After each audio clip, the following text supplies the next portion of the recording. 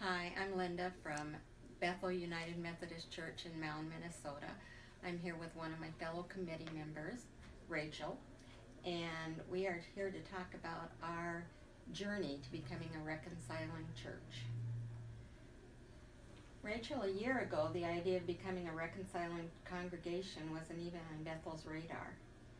What changed that? Well, when the decision came down from General Conference in February that they were going with the traditional plan, there was an outpouring from some very vocal members of our church that said, that is not okay, we are not about that, that is not what we want our Methodist church to be about. So we had a leadership day, and during that leadership day, the decision came up and our pastor said, does somebody want to form a reconciling committee? And 4 of us immediately volunteered.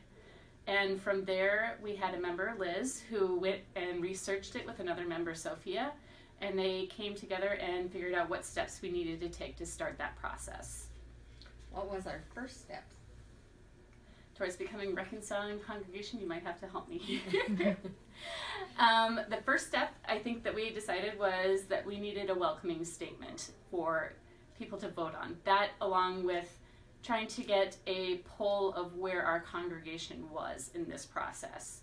So we did a straw poll where people could answer anonymously or they could leave their name on the poll, and we polled the entire church to figure out where they were in this journey, to see if we were going to be fighting an uphill battle or if we were.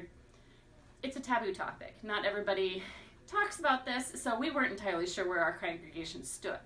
So having that poll come in and understanding that there was a decent percentage of the population that were for it, we went ahead and came up with a welcoming statement, and then again polled people to see how they felt about the welcoming statement after we went through a couple iterations of it. So what resources have we used that have been helpful?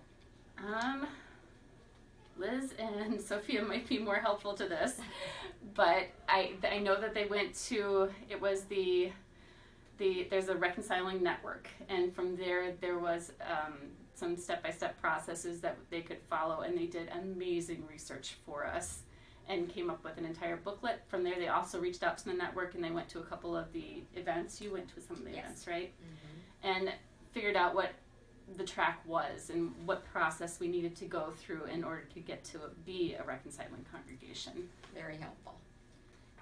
And I don't think we had resistance along the way. Do you? I don't think so. Most of the resistance we encountered was just the fact that people are reluctant to talk about it. It's been seen as a taboo topic in the church, and so trying to get somebody to vocalize how they felt one way or the other is kind of difficult because we're so afraid of offending each other that yes. Half the time, which we kind of discovered in this poll, was that we're afraid of offending each other, but we're all on the same side. We're very much a congregation of love, and as we were getting the polls back, that was really apparent. And what keeps you energized and inspired in your efforts? It's I look at the kids, and I know that there will be more kids that come through this church. We want more kids in this church, and as they grow older, this is not an issue for them. Right. And we need to come out and say that it is okay, because there will be gay children that come to this church. There have been gay children in this church, and I want them to know that we love them. So to me, that's inspiring. I want them to know that this is a home for them, because it is a home for everybody that walks through this door. That's exactly how I feel. What are we doing next in the form of education?